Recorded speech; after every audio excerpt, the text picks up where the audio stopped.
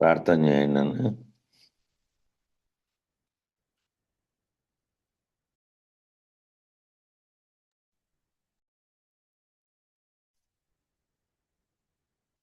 సాక్షాత్ పరబ్రహ్మ తస్మై శ్రీ గురవే నమః. గురవే సర్వలోకానాం భిషజే భవరోగిణాం నిధయే సర్వ విద్యానాం శ్రీ దక్షిణామూర్తయే నమః. బృహద్వాసిష్ట సిద్ధాంతం పూర్ణబోధోపదేశిక వెంకటేశ్వర యోగీంద్రం సద్గురుభ్యో నమో నమః. ఆత్మానాత్మ అతీతమనిశం కేవలాత్మోపదేశిక వేముల రామయార్య యోగీంద్రం సద్గురుభ్యో నమో నమః. క్షరాక్షరమతీతం చాచల పూర్ణోపదేశిక పూర్ణానంద పుల్లయార్య సద్గురుభ్యో నమో నమః. అస్మద్గురు సమారంభం కృష్ణ సాందీప మధ్యమం ఓంకార పీఠ పర్యంతం వందే గురు పరంపరం. ఏ గురు బ్రహ్మమనగ బట్ట బయలురా సద్గురుడే పర బ్రహ్మమనుచుమదిని తెలియరా. బ్రహ్మమనగ బట్ట బయలు జనన మరణమేమి లేదు, కర్మ జ్ఞానమూలుగాదు నిర్మలమయ్యున్ననిత. బ్రహ్మమనగ బట్ట బయలురా సద్గురుడే పర బ్రహ్మమనుచుమదిని తెలియరా. ఎంత వారి కలవిగాదురా ఇది సద్గురుని చెంతవారి చేరువారి కబ్బునురా.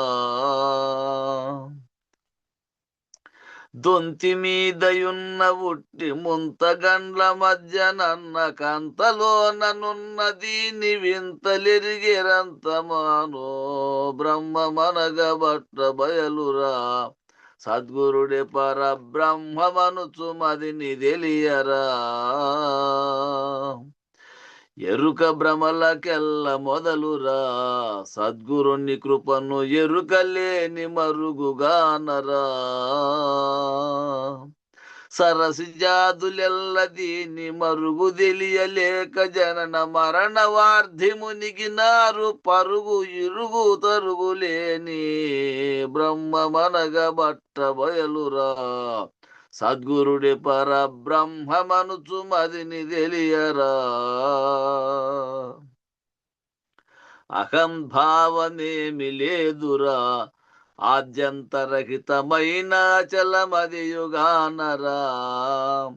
శోకమనుచు చూచుచుండి కోక స్వమనుచు గూయు దీని దేహి దేహమూల రెంటి తెలియకున్న నిర్గుణ. బ్రహ్మమనుగా బట్ట బయలురా సద్గురుడే పర బ్రహ్మమనుచుమదిని తెలియరా. నాద బిందు కళలుగాదురా గురు కరుణ దీని పాదు తెలిసి బోధ జందరా. రాదు పోదు నదియునేమి గాదు సర్వమైన ఎరుక లేదు సర్వకాలమున్నదేదు నదియ కేవల. బ్రహ్మమనగ బట్ట బయలురా సద్గురుడే పర బ్రహ్మమనుచుమదిని తెలియరా. నిత్యముక్తి ఏమి లేదురా అది నీవటంచు సత్యముచ్చటించరాదురా. సత్యముగను స్వప్నరీతి జగము ఎరుకలైన మాయ నిత్యమానందరహిత నిత్య నిరంజనుడు పరా. బ్రహ్మమనగ బట్ట బయలురా సద్గురుడి పర బ్రహ్మమనుచుమదిని తెలియరా. సత్తువేమి లేదు చూడరా అది పంచభూతాత్మ జగంబెపుడు కాదురా. గుర్తు నెరుగు శరీరంబు గుర్తుగాను సత్యమరయ సత్య సర్వగత స్థాను నీవు నేను గాని పర. బ్రహ్మమనగ బట్ట బయలురా సద్గురుడే పర బ్రహ్మమనుచుమదిని తెలియరా. పుట్టు చావులెరుగకుండురా, దానందు జగతి పుట్టనే లేదు చూడరా.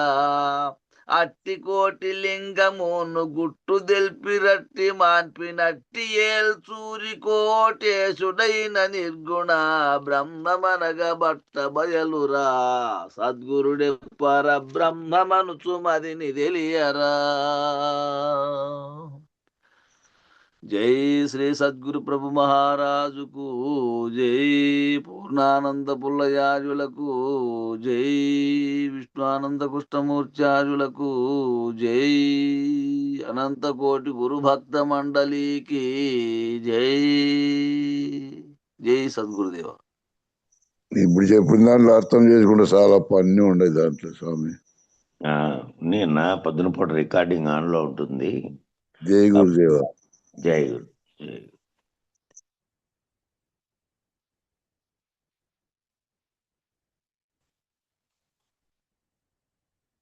అందరికీ జై గురు.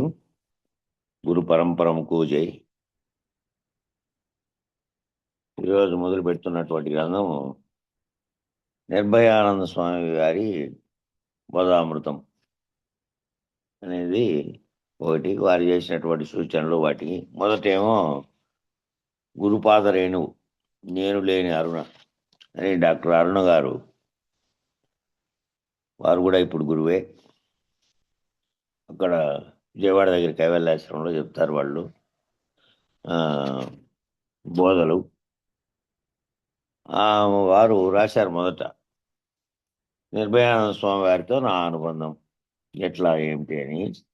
ఆ తర్వాత విజ్ఞాన స్వరూప్ గారు రాశారు. అందులో లోతైన విశేషం ఏమీ లేదు, కానీ వాళ్ళు ఏ విధంగా పరిచయం అయ్యారు, ఆ తర్వాత గురువు గారు ఏ విధంగా బోధించారనే విషయం దాంట్లో చెప్పుకున్నారు. దాని గురించి ఉంది. ఆ తర్వాత దాంట్లో ఆయన వారి ఉపోద్ఘాతం కూడా ఉంది. ముందు మాట ఇది చదివేద్దాం, సులభంగానే ఉంటుంది, దాన్ని ఏమి వివరించే పని లేదు కాబట్టి అంతా వింటూ ఉండండి. డాక్టర్ అరుణ్ గారు చెప్తున్నారు, శ్రీ శ్రీ గురుదేవులు శ్రీ శ్రీ శ్రీ నరసింహరావు నాయన గారు. నరసింహరావు నాయన గారు అంటే నిర్భయానంద స్వామి గారే. ఆయన అసలు పేరునే మేకా నరసింహరావు గారు. 1996 సంవత్సరం జూన్ నెలలో మిట్ట మధ్యాహ్నం బహుశా 1 గంట సమయంలో సత్సంగ సభ్యులైనటువంటి దుర్గమ్మ గారింటికి వచ్చారు. పక్కన మెహర్బాబా భక్తులు స్వామివారి పెద్ద కుమార్తె అనసూయ గారింటికి వచ్చారు. దుర్గమ్మ గారు ఫోన్ చేసి, అక్క ఒక జ్ఞాని వచ్చారు, మీరు వస్తారా అని పిలిచారంట. మా ఇంటికి ఒక జ్ఞాని వచ్చినారు, మీరు వస్తారా అని పిలిచారు. అంతకంటే భాగ్యం ఏముంటుందని వస్తున్నానని చెప్పి వెంటనే వెళ్ళాను. అజానుబాహులు బ్రహ్మతేజస్తో దర్శనమైంది. స్వామివారి తలపై పైషర్టు తీసివేసి గోడకు తగిలించి కూర్చున్నారు. ఏమిటి మీరు ఏమి చేస్తారు రోజు అన్నారు స్వామి అడిగారట. ఏం పని చేస్తావమ్మా నువ్వేమిటి? ఏముంది స్వామి, 4 గంటల సేపు షోడశోపచార పూజ చేస్తాను, వచ్చిన పాటలన్నీ పాడుకుని ఆనందపడతాను. తర్వాత ఆ పని అమ్మాయి దేవుని సామాను సరిగ్గా తోమింది లేదో, షోడశోపచార పూజ కరెక్ట్గా చేశానో లేదో అని ఆలోచన చేస్తాను. అది అయినాక ఇంకా ఆసుపత్రికి పోతాను, పేషెంట్లే నా లోకము. అది డాక్టర్ గారు ఈమె. ఈ వాక్యం రాస్తున్న ఈ పుస్తకంలో ఈ స్వామివారితో నా అనుబంధం అని రాసిన ఆమె డాక్టర్ అయితే చాలా పెద్ద డాక్టరే, చాలా బిజీగా ఉండే డాక్టర్. అయినప్పటికీ స్వామివారు బతుకున్న రోజుల్లో సత్సంగం అయిపోయి వేదాంతం నేర్చుకున్న తర్వాత ఆమె ఆసుపత్రిలో ఒక రోజంతా నువ్వు పాఠాలు తెలుసుకున్న దాన్ని 10 మందికి పంచినప్పుడు నువ్వు తెలుసుకొని ఊరికే ఉండే ఏం లాభం అంటే, అందువల్ల ఆమె ఆ ఒకరోజు ఆసుపత్రి మానేసి ఆ రోజు కేవలం ఆ సూచనలు వాళ్ళకి కింద వేరే డాక్టర్లకు చెప్పి గురువుగారి దగ్గరికే పోయేది. అక్కడికి పోయి అక్కడ వచ్చినటువంటి వాళ్ళకి గురువుగారి బోధన వినిపిస్తూ వచ్చింది ఆఖరిలో. ఇప్పుడైతే ఇంకా పూర్తి ఇప్పుడు కూడా కైవల్యాశ్రమంలో బోధలు చెప్తున్నారనుకోండి. ఇంకా ఆ రోజు ఎంత అర్జెంట్ ఇది ఉన్నా ఇక వేరే ప్రపంచ విషయాల జోలికి పోయేది లేదు. అట్లా ఇప్పుడు డాక్టర్ అమ్మగారు ఉన్నారు. మనం ఎప్పుడైనా కైవల్యాశ్రమం పోతే చూడొచ్చు. ఆటికి ఎక్కడ విజయవాడ దగ్గర కైవల్యాశ్రమం అయినాక పేషెంట్లు హాస్పిటల్ నా లోకము అని చెప్పిందట. చెబితే అప్పుడు స్వామి అన్నాడంట, ఇక అంతేనా అన్నారు. ఇంకేముంది స్వామి అన్నాను. వాళ్ళు చదివావమ్మా, వాక్యాలు నేర్చుకున్నావు, మళ్ళా ఫస్ట్ క్లాసు, మళ్ళా 10వ క్లాసు, మళ్ళా ఇంటర్మీడియట్, మళ్ళా graduation, post graduation, MPhil, doctorate, డాక్టర్గా ఇన్ని ఉన్నాయి కదా. అట్లా కోర్సుల్లో ఒకదాని తర్వాత ఒకటి ఉన్నట్టుగానే అట్లా ఉంటాయి కదా అని అడిగారు. ఇంత ఉందని పెద్దలు చాలామంది దగ్గరికి వెళ్ళాను స్వామి, ఎవరు చెప్పలేదు అని అనుకున్నాను. ఎలాగైనా స్వామిని అనుసరించి జీవిత లక్ష్యమైనటువంటి జీవ బ్రహ్మైక్యం సాధించాలి అని అనుకున్నాను. ఇంకా ఆ పాదాలు వదలలేదు. ఆ రోజు ఎవరో పక్కన వాళ్ళు పిలిస్తే మా ఇంటికి వచ్చారు. ఈరోజు రోజు ఉంటారు, మాట్లాడతారు, మీరు ఇనేకి రామ్మ అంటే పోయిండే అమ్మ. ఇంకా ఆ పాదాలు వదలలేదు. ఇట్లా స్వామి కూడా తన బిడ్డని వదలలేదు. తన శిష్యులందరినీ, తక్కువ మంది శిష్యులే ఆయనకు, ఆ తక్కువ మందిని ఒక్కోరిని బిడ్డల్లాగానే చూసుకున్నారు ఆయన. ఇంటికి వచ్చేవారు, 2 రోజులు ఉండేవారు. నేను వారి దగ్గరికి వెళ్ళేదాన్ని, బోధ చేసేవారు. ఓ పైసా కూడా ఆశించలేదు. అరుణ, సరి అయిన జ్ఞాన శిష్యుడు ఒక్కడు చాలమ్మా అనేవారట. జ్ఞానాన్ని అందిపుచ్చుకొని ఆ చెప్పిన దాన్ని ఆలకించి ఆ పద్ధతిలో జీవించేవారు ఒక్కరైనా చాలు. వాళ్ళు మళ్ళా 10 మందికి నేర్పితేనేమో ఇంకా తరించినట్టు, గురువు గారిని కూడా తరింపజేసినట్టు అనేవాళ్ళు. కడుపును పుట్టిన బిడ్డలు ఆస్తుల కోసము వాళ్ళంతా రుణానుబంధము. ఆ కడుపును పుట్టిన పిల్లలు ఏమిటంటే ఆ పూర్వీకులు తండ్రి సంపాదించింది అవన్నీ పంచుకునేకే తప్ప రుణానుబంధం కోసం పుట్టిన వాళ్ళే వాళ్ళు. జ్ఞాన బిడ్డలేమో జ్ఞానాన్ని పంచి ఇచ్చేవాళ్ళు. ఈ జ్ఞాన బిడ్డలేమో జ్ఞానాన్ని గురువు దగ్గర పొంది మళ్ళీ జ్ఞానాన్ని పంచిస్తారు. వీళ్ళు 10 మందికి పంచుతారు కదా వీళ్ళు అనేటువంటి దృక్పథంతో జ్ఞానాన్ని పంచుతారమ్మా వీళ్ళు. జ్ఞానం పంచి ఇచ్చేవాళ్ళు, గురువు గారి ఔన్నత్యాన్ని కూడా తెలియజెప్పేవాళ్ళు కావాలి అనుకుంటారు వాళ్ళు. గురువుగారి ఔన్నత్యాన్ని తాము మళ్ళా వేరే వాళ్ళకి చెప్తారు, వీళ్ళైతే జ్ఞానబిడ్డలు అని చెప్పేవారట. స్నానం చేసి వారికి ఆరతిచ్చి అరిటాకులో భోజనం పెట్టి హాస్పిటల్ చూసుకోవడానికి వెళ్ళేదాన్ని. వారి సాంగత్యం లభించక ముందు నాకు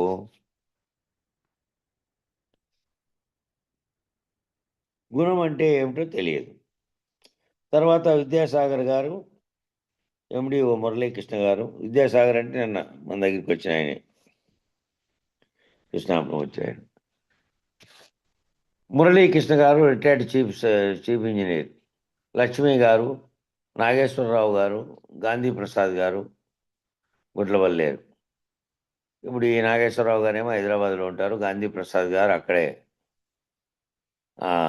కైవల్యాశ్రమం సమీపంలోనే ఏదో గ్రామంలో ఉంటారు. వాళ్ళు అక్కడ బోధలు చెప్తారు, గాంధీ ప్రసాద్ గారు. వారందరితో కలిసి మా ఇంట్లో రాత్రంతా నిద్ర లేకుండా సత్సంగం జరిగేది. తెల్లవార్లు కూర్చునేవాళ్ళు అట్టుగా. మనం కదా పూర్వం అప్పుడు ఎప్పుడైనా ఇది జరిగితే, ఏదైనా పౌర్ణమి పూజ జరిగినా లేకపోతే ఇంకా ఏదైనా విశేష కార్యక్రమం అయితే ఇంకా తెల్లవార్లు కార్యక్రమం నడుపుకుంటుంటాం కదా, రాత్రిపూట కూడా ఆశ్రమంలో. అట్లా నిద్ర లేకుండా సత్సంగం జరిగేది. అలా స్వామి దయ వల్ల నా జీవితాన్ని మార్చేశారు. బర్త్డే అంటే పుట్టిన తేదీ, దీన్ని బట్టి కాదు, గురువు దగ్గరికి వెళ్ళిన రోజు అని చెప్తారు. ఆ పుట్టినరోజు అంటే పుట్టినరోజు మనం పుట్టిన డేట్ గుర్తుపెట్టుకొని మనం సంబరాలు చేసుకుంటున్నాం, అది కాదు. ఆ గురువు దగ్గరికి వెళ్ళిన రోజు అంట బర్త్డే. ఆ మొదటి రోజు ఎప్పుడైతే వెళితే ఆ రోజు మొదలుపెట్టారో ఈ రకమైనటువంటి నీ అసలు స్వరూపం తెలుసుకునే విధానం. గురువు తప్పనిసరిగా ఆధ్యాత్మ సాధనకు అవసరమని తెలిసింది.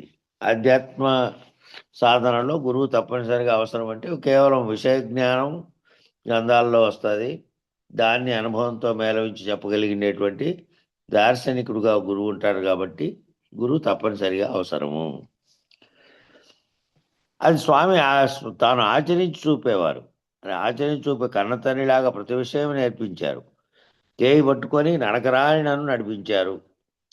అంటే ఎట్లా చేయి పట్టుకొని నడకరా అని ఎవరు పిల్లల్ని నడిపిస్తారు కదా! చిన్నపిల్లలు తప్పటడుగులు వేసేటప్పుడు నడిపించినట్టుగానే వేదాంత విద్యలో నేర్పించారట గురువుగారు. మరి ఇందులో నా పాత్ర ఏమిటి స్వామి అని అడిగేదాన్ని. మాతా అరవిందుల్లాగా ప్రకృతి కూడా అవసరమేనమ్మా అనేవారు. ప్రకృతి కూడా అవసరమంటే మనం ప్రకృతిలో జీవిస్తూ ఉన్నాం నిరంతరము. ప్రకృతిలో పనులు చేసుకుంటున్నాం. ప్రకృతి వలన పొందుతున్నాం మన అవసరాలు. మరియు ప్రకృతిలో మనం కష్టం మన కోసమే జీవిస్తున్నప్పటికీ దాంతో మమేకమై ఉన్నాం. అది కూడా ఒక భాగంగానే ఉంది. దానికి వేరుగా ఏం లేము మనం. ఆ ప్రకృతి కూడా అవసరమే, శరీరం ఉంది కాబట్టి. వారింటికి వెళ్తే మా డ్రైవర్‌ని కూడా పక్కన కూర్చోబెట్టి ఇక్కడ అందరూ సమానమే అనేవారు. ఆ గురువుగారింటికి వెళ్ళినప్పుడేమో గురువుగారు అందరికీ సమానమే అని చెప్పేవారు. ఎవరిని ఎక్కువ తక్కువలు చూసేవారు కాదు. ఇక ఆతిథ్యం చెప్పలేం. ప్రేమ, ఆప్యాయత తల్లి ప్రేమను తలపిస్తుందట.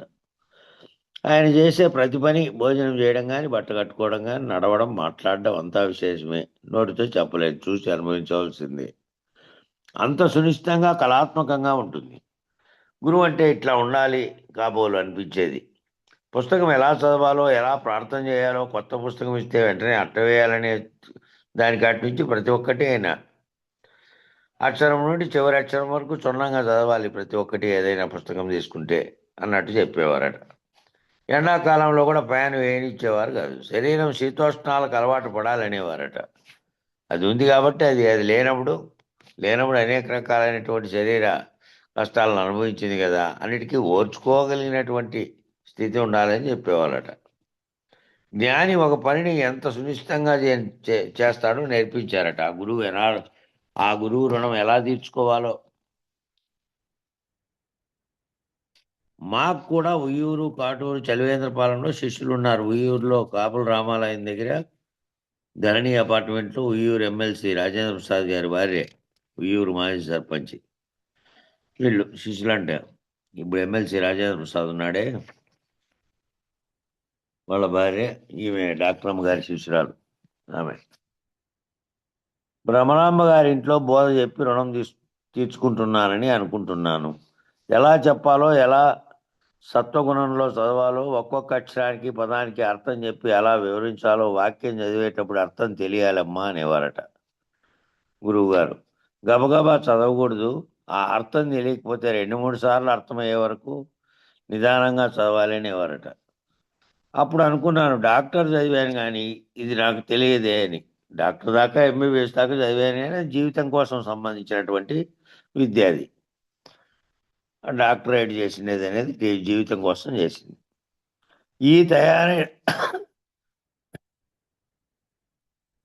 ఈ తయారైనటువంటి గురువులందరూ స్వామి దగ్గర చెప్పడం నేర్చుకున్నవారే. ప్రార్థన చేసేటప్పుడు ప్రాణశక్తి మూలాధారం నుండి సహస్రారం వరకు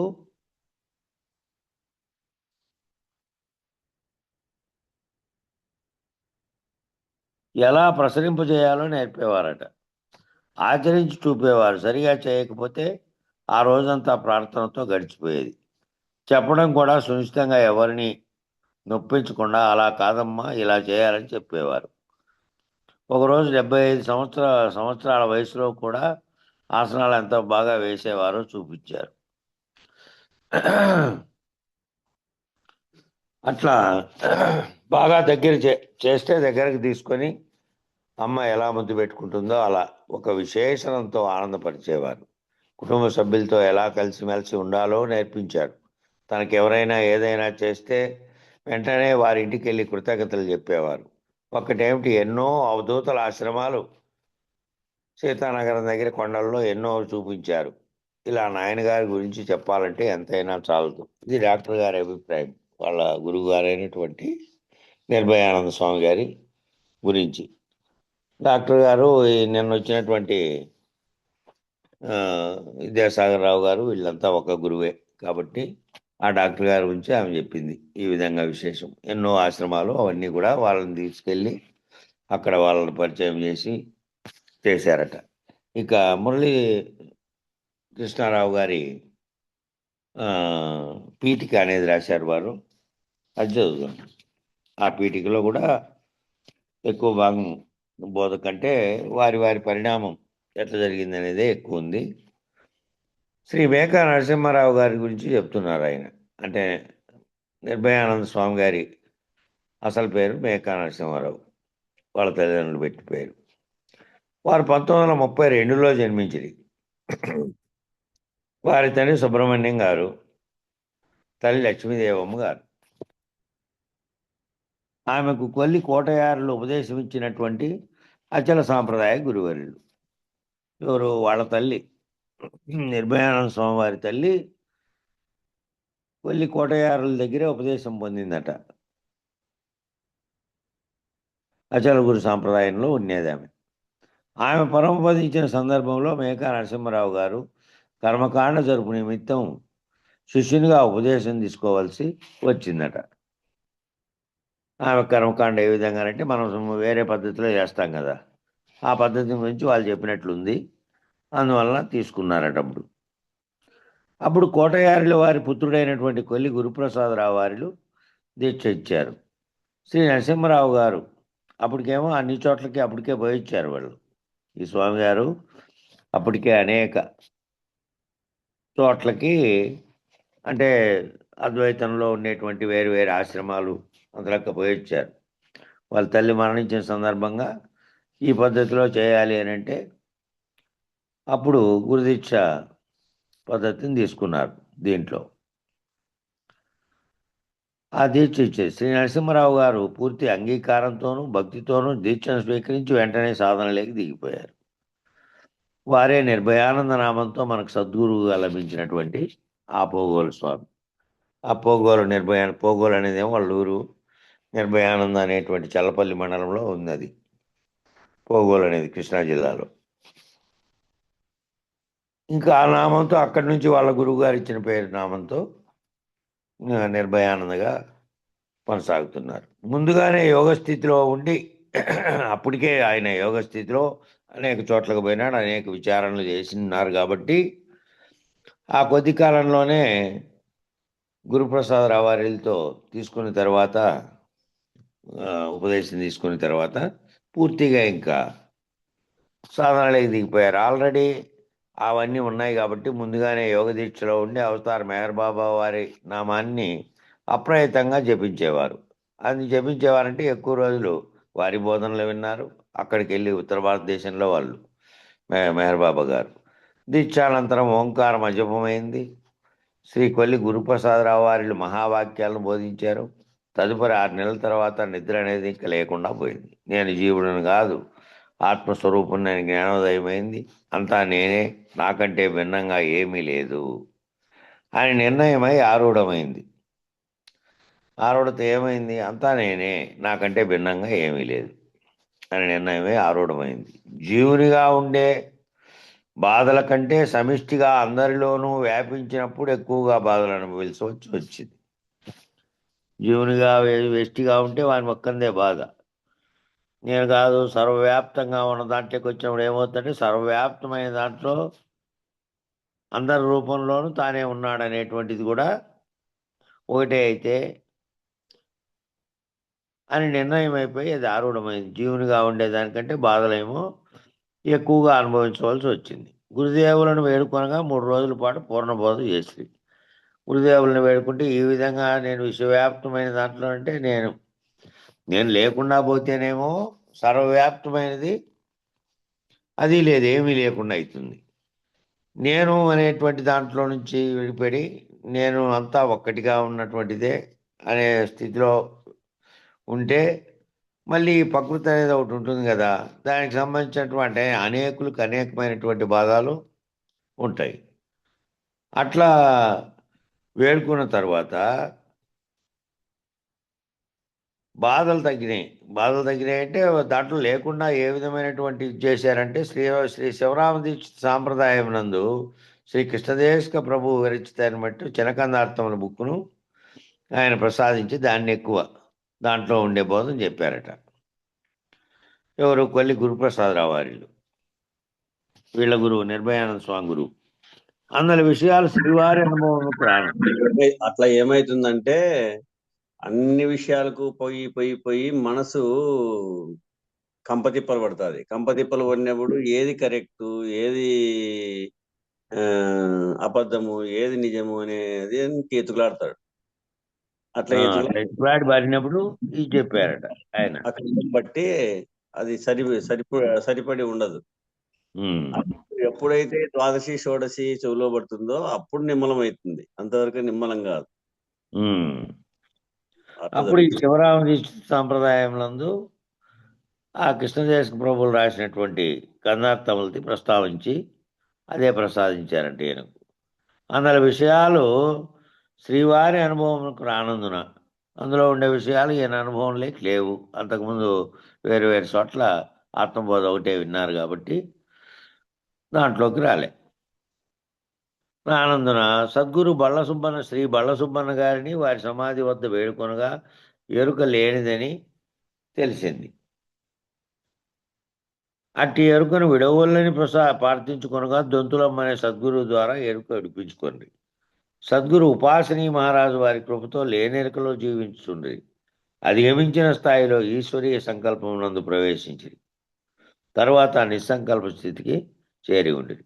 అట్లా వేరువేరు వాళ్ళ బోధనలలో కొంతవరకు తెలిసినప్పటికీ ఆఖరిలోనేమో కొల్లి గురుప్రసాదరావు వారిని ప్రసాదించినటువంటి కృష్ణప్రభువుల గ్రంథాన్ని ఆధారంగా చేసుకొని బోధ చెప్పారట. ఇంకా నేరుగా చెప్తే దాంట్లో నుంచి ఇంకా ఆల్రెడీ సులభంగా అంతకుముందు బోధించిన వాళ్ళు ఈ పేర్లన్నీ దొంతులమ్మ, తర్వాత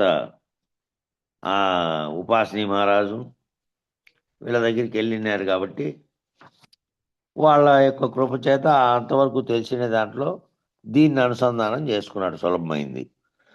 సద్గురు హజరత్ బాబాజీ ఆయన కృపతో నిస్సంకల్ప స్థితి నుండి శూన్యంలోకి ప్రవేశించి ఏ ఆధారము లేకుండా ఆ శూన్యంలో నిలవగలిగి ఈ విధంగా వ్యష్టి నుండి సమిష్టికి అక్కడ వ్యాపక స్థితిలో ఉంటూ ఎరుక లేనిదని నిర్ణయించుకొని ఎరుకను విడిపించుకున్న పిదప లేనెరుకలో జీవించుచు సంకల్పము నిస్సంకల్పములను మీరి శూన్యములో సహజంగా ఉండిపోవడం అనేది జరిగింది. అన్నీ కూడా శూన్యాన్ని ఆధారం చేసుకొని రాకడా పోకడగా ఉన్నామని తెలిసింది.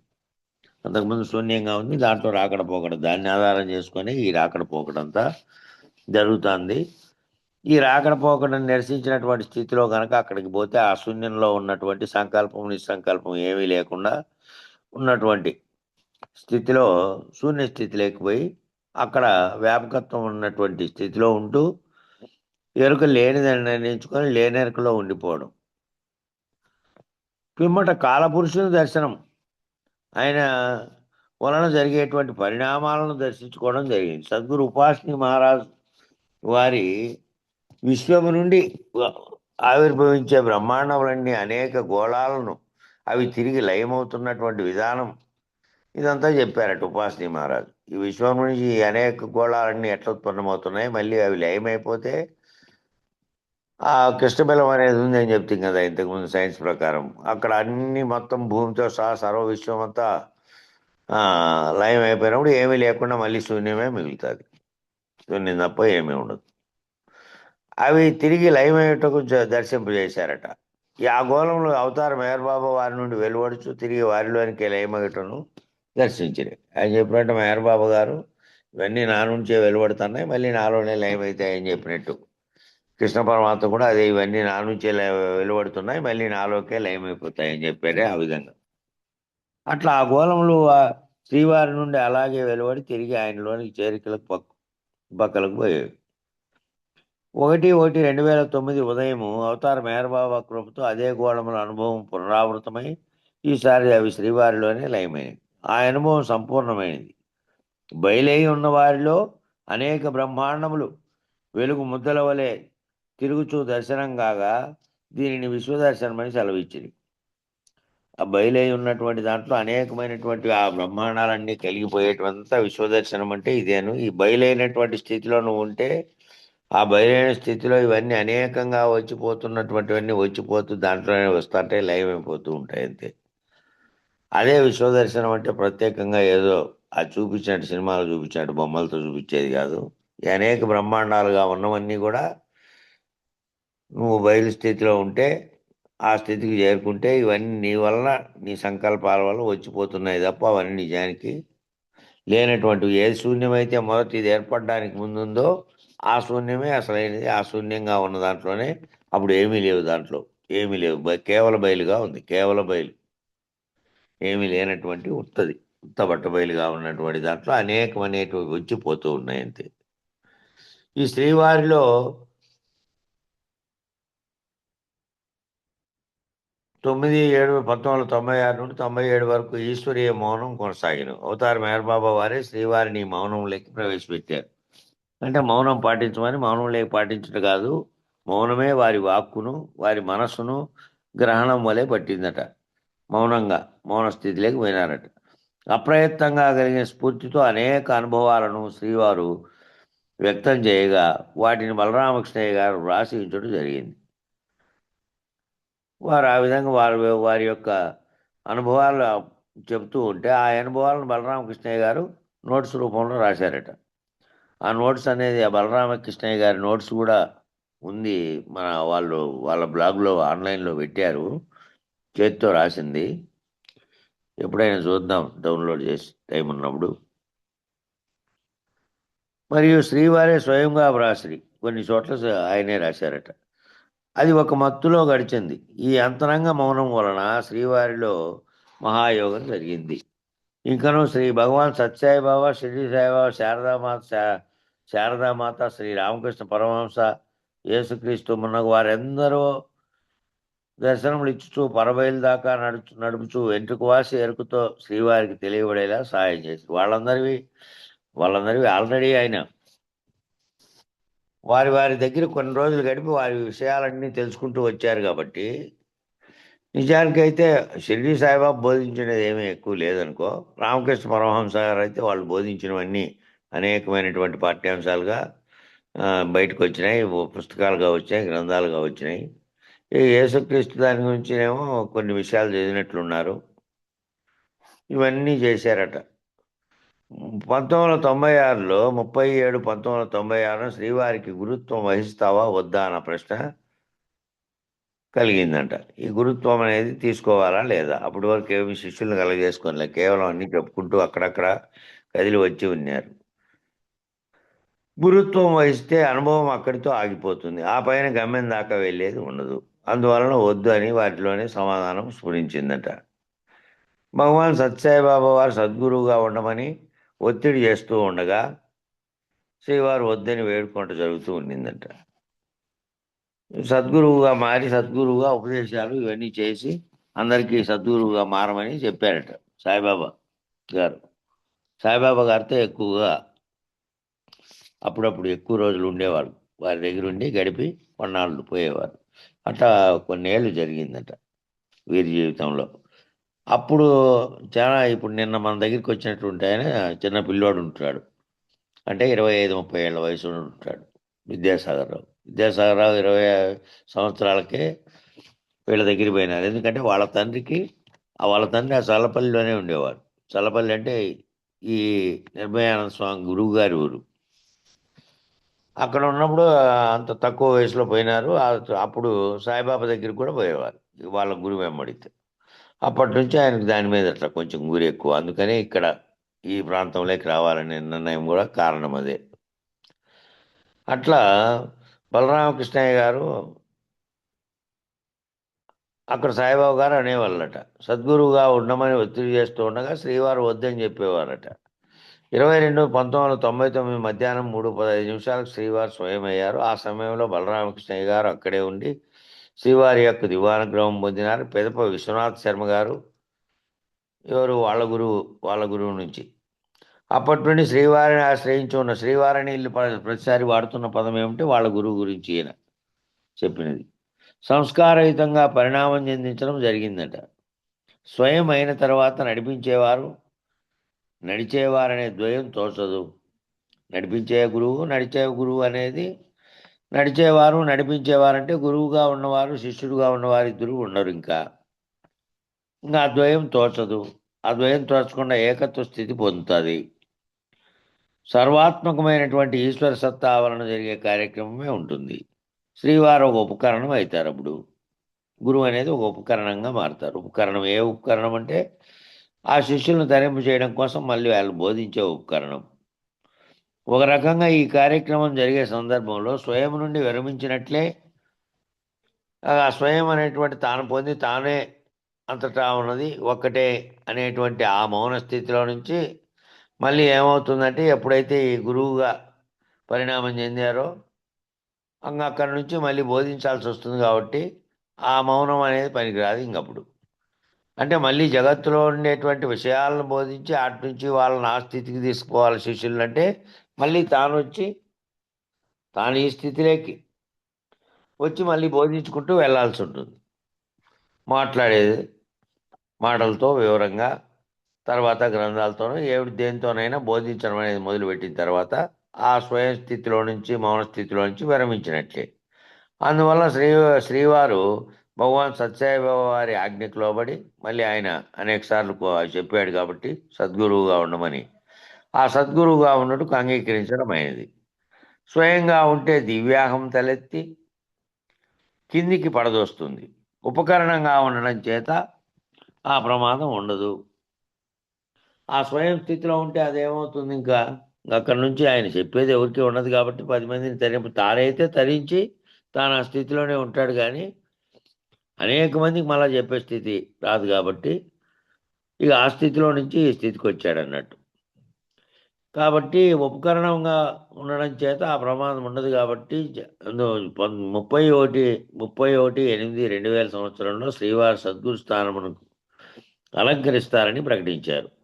2000 సంవత్సరంలో 31 ఆగస్టు 31 అప్పటి నుంచి సద్గురు స్థానాన్ని తీసుకున్నారట నిర్భయానంద స్వామి వారు. అదే మాదిరిగా శ్రీవారిని ఆశ్రయించిన శిష్యులను కూడా వారికి ఉపకరణంగా చేసుకొని శ్రీవారి సద్గురువుగా దైవీ ప్రణాళిక అనుసారము కార్యక్రమాలను నిర్వర్తిస్తూ ఉన్నారు. తదనుగుణంగా జరిగేటువంటి ఆధ్యాత్మిక పురోగమనాన్ని గురించి శ్రీవారి మాటల్లోనే తెలుసుకుందాం. వారి మాటల్లోని వాళ్ళ మాటలు కొన్ని ఉదాహరించి దీంట్లోనే ఈ బుక్లో ఉంటాయి. ఎక్కడక్కడ ఈ బోధామృతం అంతా ఆయన చెప్పినదే కాబట్టి. శ్రీ బలరామకృష్ణయ్య గారు జీవన్ముక్త స్థితిలో శరీరంను విడిచారు. ఆయనకు పునర్జన్మ లేదు. బలరామకృష్ణయ్య గారు ఆయన ఉండేవారు. స్వామి గారి కంటే ముందే, చాలా రోజుల ముందే పరమపదించారు. హిమాలయ ఋషి అయినటువంటి విశ్వాత్మ శ్రీవారి సాన్నిధ్యంలో సకల సంశయములు వీడి అభావమై నిస్సంకల్ప స్థితిలో ఉంటూ 19/12/2005 అఖండ జ్యోతిగా విషయంలోకి ప్రవేశించారు. అంటే తాను బయలు స్థితిలోకి పొందారు. శ్రీ బలరామకృష్ణయ్య గారి సతీమణి శ్రీమతి పుష్పావతి గారు శ్రీవారిచ్చిన ప్రసాదమును స్వీకరించగా అప్పటి నుంచి ఇంకా భగవాన్ సత్యసాయిబాబా వారిని దర్శించుకుంటూ ఆమెమో భగవాన్ సత్యసాయిబాబా శిష్యురాలంట. ఆమె బలరామకృష్ణయ్య గారి సతీమణి. శ్రీ విశ్వనాథ్ శర్మ గారు గణపతి సచ్చిదానంద స్వామి వారి దయవల్ల భౌతిక పరిధిలో ఒక వలయంగా తిరుగుతుండగా వీళ్ళంతా వేరు చోట్లకు పోయి మళ్ళీ లాస్ట్కి చేరినోళ్ళు. వీళ్ళు కూడా సేమ్ వీళ్ళ గురువు గారు ఏ విధంగా వేరు చోట్లకు పోయి మళ్ళీ వచ్చారో అట్లా వీళ్ళు ఏం చేశారంటే ఈయన గురువుగా మారిన తర్వాత ఈయన దగ్గరికి చేరారు. అక్కడ వేరు చోట్ల గణపతి సచ్చిదానంద స్వామి దగ్గర కొందరు, సాయిబాబా దగ్గర కొందరు వేరు చోట్ల ఉండి మళ్ళీ లాస్ట్లో ఈయన బోధన విన్నారు. నిర్భయానంద స్వామి బోధన. నిర్భయానంద కూడా అనేక చోట్ల ఉండి మన లాస్ట్లో అచల గురువు అయినటువంటి కొలి గురుప్రసాదరావు వారితో తీసుకున్నాడు. కొలి గురుప్రసాదరావు వారిల తండ్రితో తీసుకున్నదంట వీళ్ళ తల్లి. ఎవరు? నిర్భయానంద స్వామి వారి తల్లి. ఎప్పుడో ఎప్పుడో ఏళ్ళ క్రితం అనుకోండి. ఇప్పుడు నిర్భయానంద స్వామికి 31వ సంవత్సరం వస్తే 100 ఏళ్ళు అయినట్టు అవుతుంది. అంటే 91కో 92కో పరమపదించారు వాళ్ళు. మనం ఆ పొద్దు ఉప్పురేశంపల్లిలో ఉండగా కార్యక్రమం నారాయణది రాత్రిపూట జరుగుతూ ఉండగా నిర్భయానంద స్వామి వారు పరమపదించిండేది. ఇంత 3 ఏళ్ళు అయింది, 4 ఏళ్ళు. కాబట్టి ఈ క్రియలో శర్మగారిలో ఈ విశ్వనాథ్ శర్మ గారి గణపతి సత్యనారాయణ స్వామి వారి దయ వలన భౌతిక పరిధిలో ఉండి ఓ వలయంగా తిరుగుతూ శ్రీవారి దగ్గర అక్కడ చేరి అక్కడి నుండి అధిగమింపజేసి శ్రీవారు సూక్ష్మ పరిధిలోకి ప్రవేశింపజేశారు.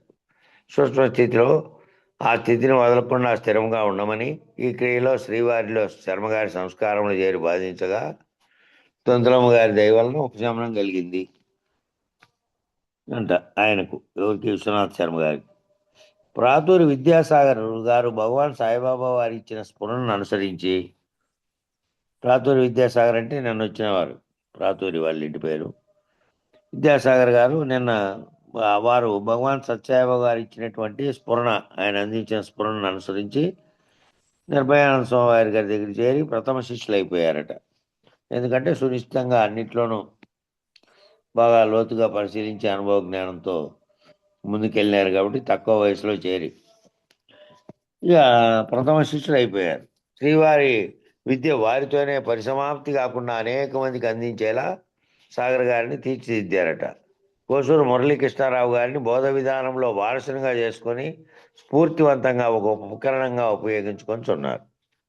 వీళ్ళందరినీ ఈ విధంగా, విద్యాసాగర్ని ఈ విధంగా, మురళీకృష్ణారావు గారిని ఏమో బోధ విధానంలో, చెప్పే విధానంలో వారసుడిగా స్ఫూర్తిని అందిస్తూ ఆయన కూడా ఒక ఉపకరణంగా తయారయ్యేటట్టుగా చేశారట. డాక్టర్ అరుణ గారినేమో శ్రీవారు స్వయంగా ఉపదేశం చేసి గురువుగా తీర్చిదిద్ది ఆమె ద్వారా అనేక మంది శిష్యులు తరింపజేశారట. శ్రీమతి నిర్మల గారేమో గారికి సంస్కారయుతంగా చేయవలసినటువంటి బాధ్యతలు నిర్వర్తించేటకు కావలసిన శక్తిని అందించి విడుదల చేశారు. ఆమె గురువుగా స్వామివారి ఉపకరణమై ఆమె కూడా బోధ చెప్తున్నారు. ఇంకనూ నాగేశ్వరరావు లక్ష్మీ దంపతులను, గాంధీ ప్రసాద్ గారిని మరెంతమందినో అనుగ్రహించి వారిలో కొందరిని శ్రీవారికి ఉపకరణములుగా తీర్చిది. అంటే గురువు గారికి ఉపకరణాలుగా, గురువు బోధించే స్థితిలో ఏ విధంగా బోధిస్తున్నాడో ఆ విధంగా వీళ్ళు బోధించే ఉపకరణాలుగా తయారయ్యారట. అట్లా వీళ్ళందరూ ఏం చేశారు? ఉపకరణములుగా తీర్చిదే క్రమంలో అలసట లేకుండా వారి యొక్క సద్గురు కార్యశాలను నిర్వర్తిస్తూ ఉన్నారంట. ఇప్పుడు ఆయన లేరు ఇప్పుడు, కానీ వీళ్ళంతా నిర్వర్తిస్తూ ఉన్నారు. అద్వైత అచల సాంప్రదాయముల సమ్మేళనంతో శిష్యులను గమ్యం చేసే కార్యక్రమ వికాసాన్ని శ్రీవారు కొనసాగించుతుండగా గత 20 సంవత్సరముల పైగా వారి శరీర ప్రారంభం పీడించుతున్నప్పటికీ, ఈ గ్రంథం ఆల్రెడీ ఎప్పుడో 7-8 ఏళ్ళప్పుడే తయారైంది. అప్పటికే ఆయన శరీరం సహకరించకపోయినప్పటికీ ఆఖరి స్టేజ్ వరకు కూడా ఈ బోధకు దానికి అంకితమై చెప్పారు నిర్భయానంద స్వామి వారు.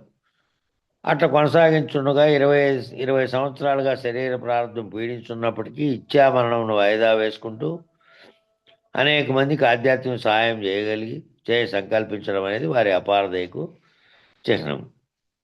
ఏమి గురు కృపా విశేషము. ఆయన ఆ విధంగా శరీరం సహకరించకపోయినప్పటికీ ఏదో వైద్యం అది ఇది చేసుకొని కొంచెం కొనసాగించుకుంటూ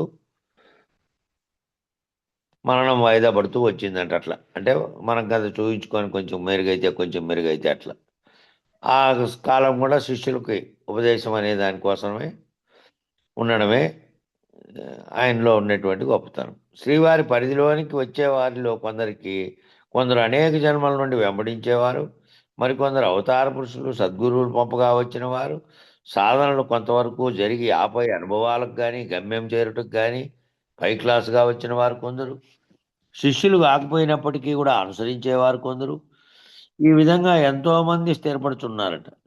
అట్లా శ్రీవారి కృపకు ఆకర్షితులై దర్శించుకుంటూ వచ్చిన వారిని వారికి తగినట్టుగా బోధించేవారు. వారి మాటలు శక్తివంతమైనవి, ఆధ్యాత్మిక పురోగమనంలో చిక్కులను విడదీసేట్టుగా ఉన్నాయి. అంటే అనేక చోట్ల అనేక బోధనని కూడా వాళ్ళు అవగాహన బాగా చేసుకున్నారు కాబట్టి ఆ చిక్కులన్నీ విడదీసే పద్ధతిలో వారి మాటలు ఉండేటివట.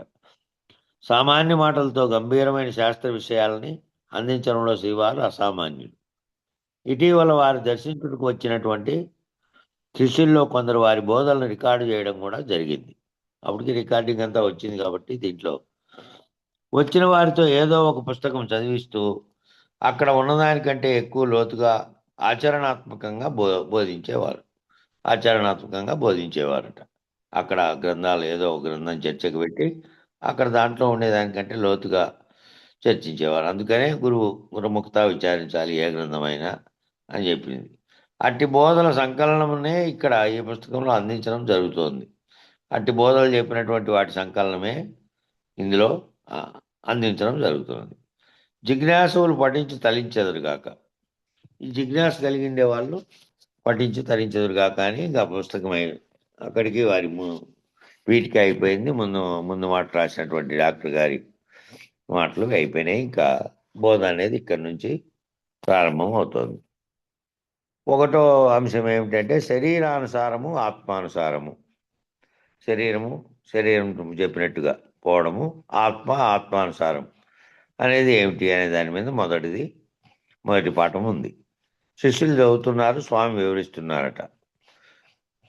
ఏంటంటే శిష్యుడు చదువుతున్నాడు, మనసు, బుద్ధి, అహంకారము, చిత్తము ఇవన్నీ కలిసి అంతఃకరణం అయినది అని చదివారు. శిష్యుడు చెప్తే గురువు చెప్తున్నాడు, అంతఃకరణాన్ని రాసుకున్నావు కదా, అహం అంటే ఏమిటి? ఈ నేను అనేటువంటిది అంతఃకరణం చేత ఆవరించబడి ఉన్నప్పుడు అహంకారంతో, ఆవరించి ఉన్నప్పుడు అహంకారంతో వ్యవహరిస్తూ ఉంటావు. శరీరం నేను అనే భావం ఉంటేనేమో అది అహంకారం. ఎందుకంటే అంతఃకరణతో ఆవరించబడి ఉన్నవాడు ఇంకా ఈ నేనంటే ఏది అనేది తెలియబడకుండా ఉండేవాడు శరీరంతో ఆవరించి ఉంటాడు కాబట్టి, శరీరం నేనని చూపించుకుంటూ ఉండే స్థితిలో ఉంటాడు కాబట్టి, అప్పుడు శరీరంతో నేను అని భావిస్తే అది అహంకారంతో వ్యవహరించినట్టు. శరీరం నేననే భావం ఉంటే అది అహంకారం. ఈ అంతఃకరణం ఉంటుంది కదా, నేనుని ఆవరించి మనోబుద్ధి చిత్త అహంకారాలు అట్లా ఆవరించి ఉన్నప్పుడు నువ్వు నేనుగా ఎట్లా వ్యవహరిస్తావు సమాజంలో? ఈ అంతఃకరణం అనేది ఉంటుంది కదా, దాన్నేమో నేను అనే దాన్ని ఆవరించేది మనసు, బుద్ధి, చిత్తము, అహంకారాలుగా పరిణామం చెంది వేరు స్థితుల్లో చేసే పనిని బట్టి 4 రకాలుగా చెప్పారు, కానీ ఆ 4 ఒకటే. అట్లా ఆవరించి ఉన్నప్పుడేమో నువ్వు నేనుగా ఎట్లా వ్యవహరిస్తావు సమాజంలో వ్యవహరించాలి. బయట బాహ్య ప్రపంచంలో నువ్వు ఒక్కరివే అంతర్ముఖంగా కాదు కదా, బాహ్యంగా వ్యవహరిస్తావు.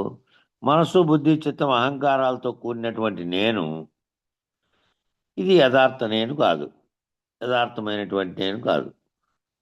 ఇదేందో ఇది ఆవరణలో ఉండి వ్యవహరిస్తున్నప్పుడు ఇది నేనని దానితో తాదాత్మ్యం చెంది అంటున్నాను నేను. ఇది అంటే ఇది వ్యవహారం చేస్తూ బాహ్య ప్రపంచంలో వ్యవహారం చేస్తుంది కాబట్టి వ్యవహారం నేను ఇది, అసలైన నేను ఇది కాదు, యథార్థ నేను కాదు ఇది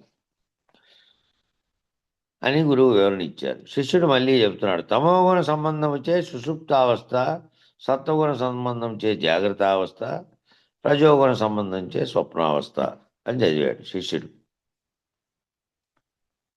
ఇక గురువుగారు చెప్తున్నారు, ఈ అవస్థల ద్వారా మనం నిత్యము నేనుగా వ్యవహరిస్తూ ఉన్నాం.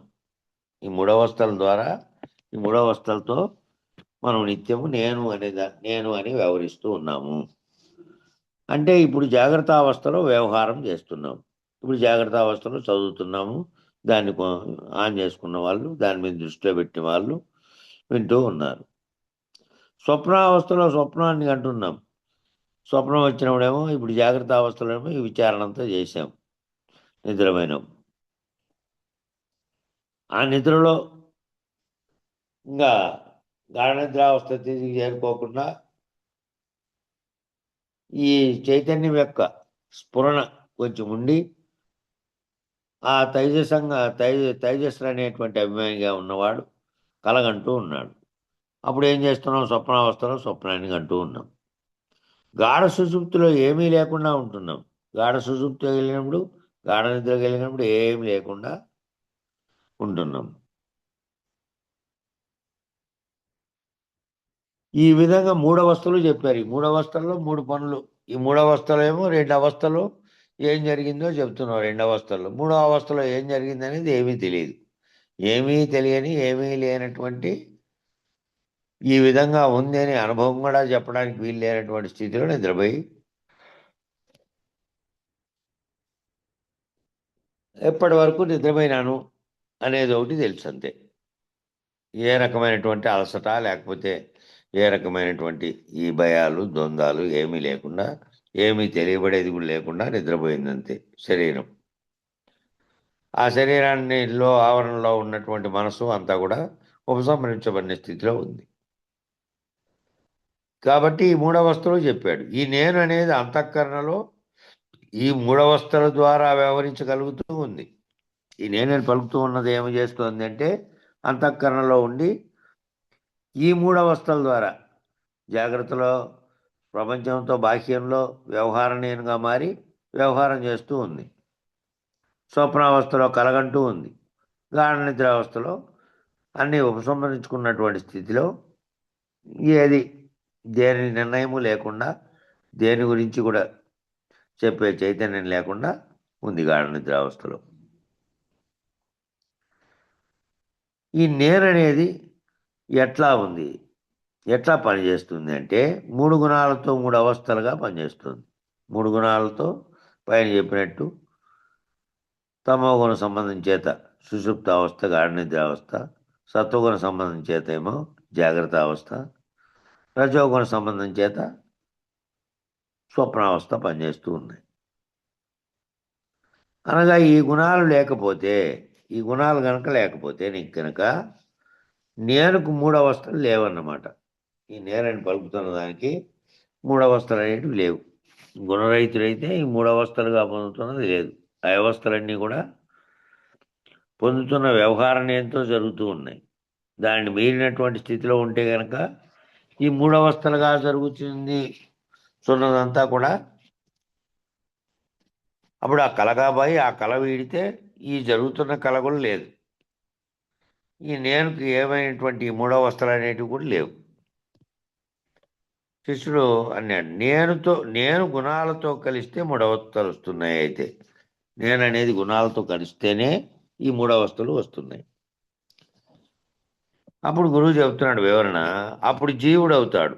నేను జీవుడు అని కావాలంటే, నేను జీవుడు అనేటువంటి స్థితిలోకి రావాలంటే నా స్వస్థితి అసలు స్థితి ఏమిటి అంటే నేను బ్రహ్మం అని చెప్పడానికి చాలా దూరం ప్రయాణం అవుతుంది. ముందు నేను అనేదాన్ని తెలుసుకోవాలంటే నేను జీవుడు ఎట్లయినా అంటే ఎప్పుడైతే నేను 3 గుణాలతో కలిసినానో, ఆ 3 గుణాలతో కలిసి వ్యవహరిస్తూ ఉన్నానో అప్పుడు నేను జీవున్నైనా, అప్పుడు జీవుడు అవుతాడు. 3 అవస్థలతో నేను వ్యవహారం చేసినప్పుడు జీవుడు అవుతాడు. ఈ 3 అవస్థలతోనూ జీవుడు ఏ వ్యవహారం చేసినప్పటికీ అక్కడ నిద్రిస్తున్నాడు, ఇక్కడ స్వప్నం కంటున్నాడు, జాగ్రత్తలోనేమో సర్వాన్ని గుర్తెరుగుతూ విచారణ చేస్తూ ఉన్నాడు. ఈ 3 అవస్థలతో ఎప్పుడైతే వ్యవహారం చేస్తుందో నేననేది, ఆ నేనప్పుడు ఏమైందంటే జీవుడైంది. దాని వలన ఏమైందంటే జీవుడైనం వల్ల సుఖ దుఃఖాలు అనుభవిస్తూ జనన మరణ ప్రవాహంలో తిరుగుతూ నేననేది అంతఃకరణ చేత ఆవరణ చేత అట్లా వ్యవహరిస్తూ ఉంది. అంతఃకరణ అనేటువంటి ఆవరణలో ఉండి అది చెప్పినట్టుగా జీవుడిగా వ్యవహారం చేస్తూ 3 అవస్థల్ని పొందుతూ మళ్ళీ ఈ అనేకమైనటువంటి సుఖ దుఃఖాలన్నీ అనుభవిస్తూ జననము మరణం అనేటువంటి చక్రంలో తిరుగుతూ ఉందట ఈ నేననేదే. ఏంటి వల్ల అంటే అంతఃకరణ వల్ల, అది పొందుతున్నటువంటి 3 అవస్థల వల్ల, 3 గుణాలతో కూడి 3 అవస్థలు. కాబట్టి ఈ 3 అవస్థలు అహంకార విశిష్టమైనటువంటి అంతఃకరణ యొక్క విజృంభణమే. 3 అవస్థలు ఏంటివి అంటే అహంకారంగా విశిష్టంగా, అహంకారం అంటే నేననే విశిష్టమైనటువంటి అంతఃకరణము విజృంభించితే దానివల్ల కలుగుతున్నవే అవి.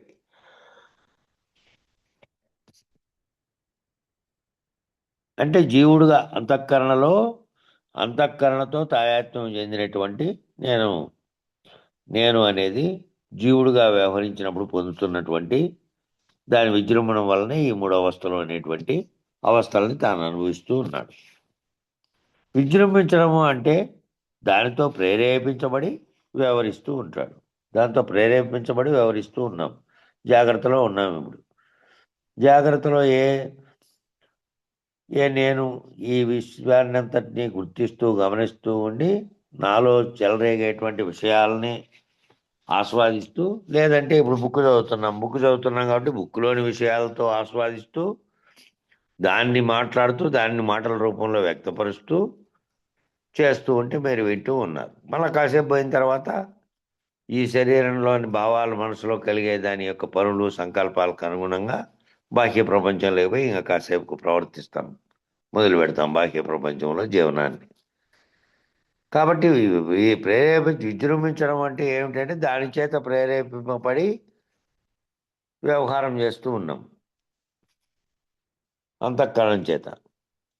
కాబట్టి మరియు కర్తృత్వ భోక్తృత్వ అభిమానిత్వాది ద్వంద్వములు అంతఃకరణానికి సంబంధించినవి అని చదివాడు శిష్యుడు. ఇప్పుడు కర్తృత్వం అనేటువంటిది నేను చేస్తున్నాను, నేనని చూస్తున్నాను, చేస్తున్నాను, వ్యవహరిస్తున్నాను, సర్వము నేను ఎక్కడెక్కడ వచ్చిందో అక్కడ. కాబట్టి కర్తృత్వము భోక్తృత్వము అంటే కర్తగా పనిచేశాడు, మళ్ళీ భోక్తగా వాటి ఫలితాలను అనుభవిస్తున్నాడు. మళ్ళీ అభిమానిత్యాది ద్వంద్వములు, అభిమానముడు శరీరం నేనేమో నా పట్ల నాకు శరీరాభిమానం నేను అనేది ఉంది. ఆ శరీరాన్ని నేను అభిమానిస్తూ నాది అనేది వచ్చింది. నేను అనే దానికి అభిమానిగా అయ్యి మళ్ళీ నాది అనేది వచ్చింది. దాని చేత ఆ విధంగా మారిన తర్వాత వచ్చేటువంటి ద్వంద్వములన్నీ అంతఃకరణానికి సంబంధించినవి. అట్లా అంతఃకరణానికి సంబంధించి వచ్చినప్పుడు ఏమైంది, ఇప్పుడు ఎట్లా వ్యవహారం చేస్తున్నాడు అంటే ఒకటేమో కర్తృత్వం, ఒకటేమో తాను కర్తగా ఉండి చేయడం. ముందు కర్తృత్వం గురించి చెబుతున్నారు. నేను కర్తను అన్నప్పుడు ఆ విషయ కర్మ సంబంధమైనటువంటి మంచి చెడ్డల అనుభవం నీదవుతూ ఉంది. ఏదన్నా రాని, మంచి వస్తే మంచి, చెడు వస్తే చెడు.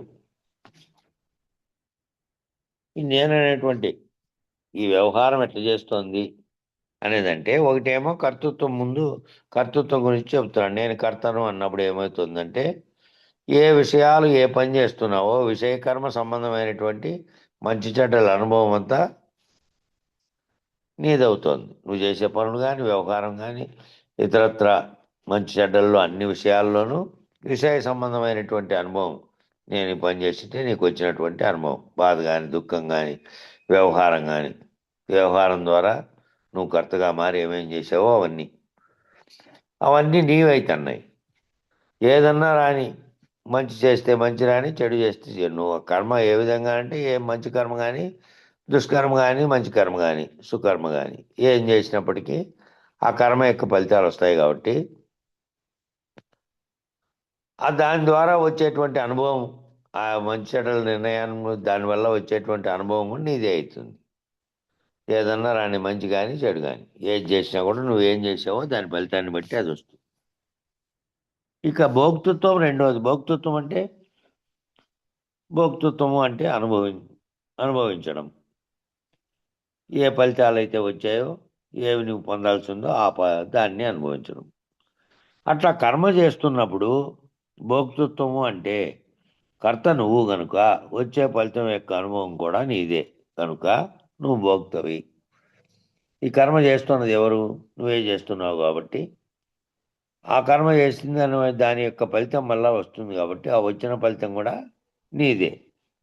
నేననే భావంతోనే చేస్తున్నావు. కాబట్టి నేను కర్తగా ఉన్నంతసేపు ఆ కర్తగా చేసినంత తర్వాత కర్తకు వచ్చినటువంటి ఫలితాలు అనుభవిస్తూ ఉన్నాను. కాబట్టి ఆ భోక్త నేనే. ఆ చేసినటువంటి కర్మ ఫలితాన్ని అనుభవించే భోక్త. కర్తే చేస్తున్నాడు కాబట్టి తాను కర్తగా ఉండి ఆ ఫలితం కూడా అనుభవం కూడా నీదే కనుక నువ్వు భోక్తవైనావు. చేసినప్పుడేమో కర్తవయ్యావు, అనుభవించినప్పుడేమో భోక్తవైనావు. మంచి చెడ్డలు అనేటివి రెండు అనుభవమైనది. ఆ మంచి అనేది కానీ చెడ్డ అనేది కానీ రెండు అనుభవపూర్వకంగా అనుభవమయ్యేటివే. మంచి వస్తే మంచి, చెడ్డ వస్తే చెడు. మంచిగా వచ్చిందంటే అనుకూలంగా వచ్చిందనుకో మంచిది, ఇది బాగుంది. చెడ్డగా వచ్చిందనుకో అయ్యో ఇది అనుకూలంగా లేదు కాబట్టి ఇది చెడ్డది. ఈ రెండు కూడా నీవే అనుభవాలు. ఇక అభిమానం అని శిష్యుడు ప్రశ్నించాడు. అభిమానం ఎప్పుడు వచ్చింది? అభిమానం శరీరాన్ని పట్ల అభిమానం వచ్చింది. మళ్ళీ తన కంటితో చూసి ప్రపంచం అంతటినీ తాజాత్వం చెంది దాంట్లో పెరుగుతూ వచ్చే కొద్దీ అది ముద్ర పడిపోయింది. అభిమానం ఎప్పుడు వచ్చింది అంటే శరీరం నేను అన్నప్పుడే అభిమానం వచ్చింది. శరీరం నేను కాదనే స్థితి లేకపోతే శరీరం మీద ఇంకా అభిమానం ఏముంది? నేను శరీరం కాదు, గుర్తెరిగే చైతన్యాన్ని నేను, ఏదైతే ఆ బ్రహ్మస్వరూపంగా ఉందో, అంతటికీ కారణమైనటువంటిది స్థితిలో ఉందో, అది చైతన్య స్వరూపంలో ఉంది. నేను ఆ చైతన్యాన్ని ఈ నామరూపాత్మకంగా శరీరాన్ని ధరించింది కాదు అన్నప్పుడేమో నీకు ప్రత్యేకమైనటువంటి నాకు నేను లేను. నీవు నేను వింటున్నవారు, జగత్తులో ఉన్నవారు, సర్వవ్యాప్తంగా ఉన్నవారు అని అనేకులుగా లేరు. ఇంకా ఒక్కటే ఉన్నది. ఆ ఒక్కటే నేను అయినప్పుడు ఇంకా మళ్ళీ ఇంకోటి లేదు. కాబట్టి ఎప్పుడైతే నేను అంటానే నేను కృష్ణమూర్తి, నేను ఫలానా ఊరు, నేను ఫలానా దీంట్లోకి దిగొచ్చానే అభిమానం ఏర్పడింది. శరీరము అనే దాంతో తాదాత్మ్యం చెందినందుకే ఈ అభిమానం వచ్చింది. అభిమానం అంటే ఏమిటి? అభిమానం ఎప్పుడు వచ్చిందంటే శరీరం నేను అన్నప్పుడు అభిమానం వచ్చింది. ఏ భావనలో ఉన్నప్పుడు వచ్చింది అభిమానం? వచ్చిందంటే రజోగుణ సంబంధంగా తాదాత్మ్యం చెందినప్పుడు నేను, నాది, నా వాళ్ళు అనేటువంటి అభిమానం చేత బంధించబడుతూ ఉన్నావు. రజోగుణ సంబంధమైనటువంటి భావన కలిగినప్పుడు రజోగుణ సంబంధంగా నువ్వు దాన్ని తాదాత్మ్యం చెందితే అప్పుడు ఏమని వచ్చింది? నేననే భావం వచ్చింది, నాది అనే భావం వచ్చింది. నా వాళ్ళు అంటే నా శరీరంతో పాటు బంధుత్వం ఉన్న వాళ్ళు, ఇతరత్రా ఉన్నవాళ్ళు, వీళ్ళంతా నా చుట్టూ ఉన్నవాళ్ళు, వీళ్ళందరూ కలిసి బంధింపబడుతుంది అభిమానం చేత అని చెప్తున్నాడు. పక్కన అంతేనా మురళీకృష్ణ అని అడిగాడట. మురళీకృష్ణ అంటే మురళీకృష్ణారావు, ఇది సర్వవేదాంత శిరోభూషణం రాశారే వారు. ఇక మురళీకృష్ణ ఎవరైనా నిన్నేమన్నా అంటే నువ్వు ఎఫెక్ట్ అయ్యావంటే అభిమానం ఉన్నట్టు, పొగిడారనుకో సంతోషించావనుకో అభిమానం ఉన్నట్లు, అవమానించారనుకో అభిమానం దెబ్బతిందనుకో దుఃఖం వచ్చింది. అది కూడా శరీరాభిమానమే. శరీరాన్ని అవమానించారు లేకపోతే ఏదో అన్నారని దుఃఖించడము, లేదంటే పొగిడారని ఆనందించడము, ఈ రెండూ కూడా శరీరంతో తాయాత్మ్యం చెందినటువంటి అభిమానం చేత వచ్చినాయి. సుఖ దుఃఖాలు రెండు కూడా అభిమానంతోనే వస్తాయి. శరీరాభిమానం అనే దానికి ఉదాహరణగా చెప్పారు. అభిమానం ఉన్నట్టు ఎవరైనా అంటే నువ్వు దానివల్ల ఎఫెక్ట్ అయితే అభిమానం ఉన్నట్టు, పోయినప్పుడు సంతోషించడం అనేది అభిమానం ఉన్నట్టే. లేదు అవమానించినప్పుడు దుఃఖం చెందడం అనేది కూడా శరీరాభిమానం ఉన్నట్టే అని భావించాలని అన్నారు. 2వ పేజీ కాటికి ఇది అయిపోయింది. ఇక్కడికి ముగిద్దాం. 3వ పేజీ రేపు మొదలు పెట్టుకుందాం. ఈరోజు ఈ గ్రంథం మొదలుపెట్టిన రోజే ఎందుకో మరి వీళ్ళందరూ మేల్కోలేదా, ఈరోజు క్లాస్ లేదనుకున్నారా లేకపోతే ఏమో తెలియదు, కానీ 23 మందే వచ్చారు ఈరోజు. అనేక మంది మనోళ్ళు కూడా రాలేదు. ముఖ్యులు క్లాస్ లేదని అనుకొని ఉండవచ్చు బహుశా. సరే, లేదు రాత్రి కార్డు ఆఫ్ చేస్తున్నావు అన్నా. లేదు అదే కళ్యాణం గారి గంగన్న చనిపోయినాడు కదా, తెలియదా నీకు? తెలియదు. నేను రాత్రి తొందరగా నిద్రపోయినా. అజిత్ స్వామి వాటికి పోయింటాడు. సరే స్వామి వాళ్ళ అన్న భార్య అన్న కదా ఆయన. సరే, నేను స్కూటర్లో పోయినప్పుడు అక్కడ బయట కూర్చోనుండే. అవునవును కూర్చొని ఉన్నాడు. మాట్లాడుతా కొడుకు అంతా హాస్పిటల్ తీసుకెళ్తానే మళ్ళా హార్ట్ ప్రాబ్లం వచ్చింది. సుమో వాటికి తీసుకొచ్చినాడు. వెంకటరాముడు తీసుకుపోలే అని. సరేలే, రికార్డ్ ఆన్ చేసి మాట్లాడు.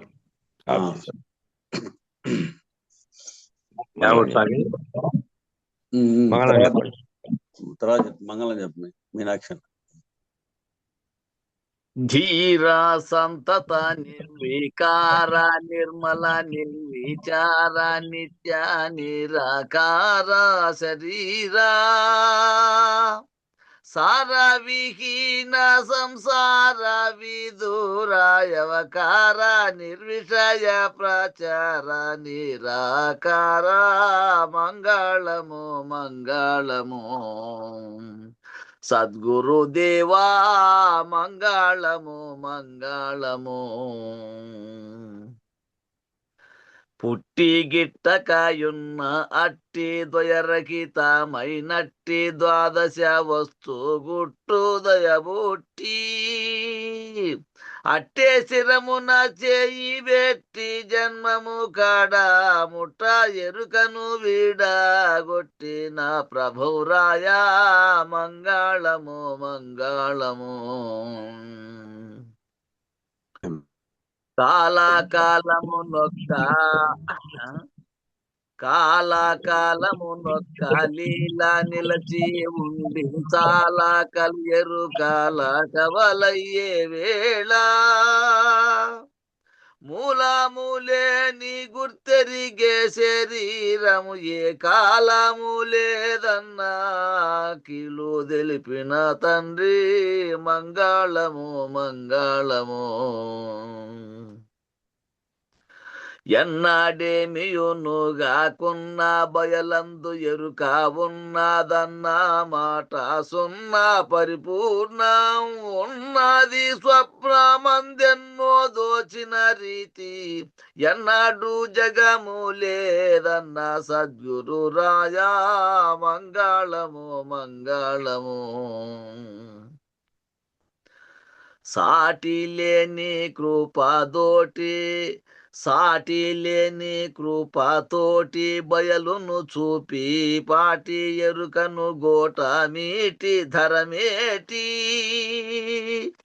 కోటి లింగయ్యకు ఈ సూటి ఎరిగించిన దిటులేనే సూరి కోటేశ్వర ప్రభు మంగళము మంగళము. సద్గురుదేవా మంగళము మంగళము. శ్రీ పుల్లయార్య మంగళము మంగళము.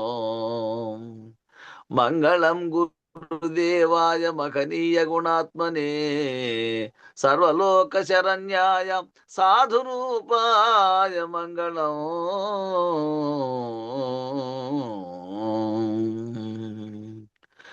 జై శ్రీ సద్గురు ప్రభు మహారాజుకు జై. పూర్ణానంద పుల్లయాజులకు జై. విష్ణుఆనంద కృష్ణమూర్త్యాజులకు జై. అనంత కోటి గురు భక్త మండలికి జై.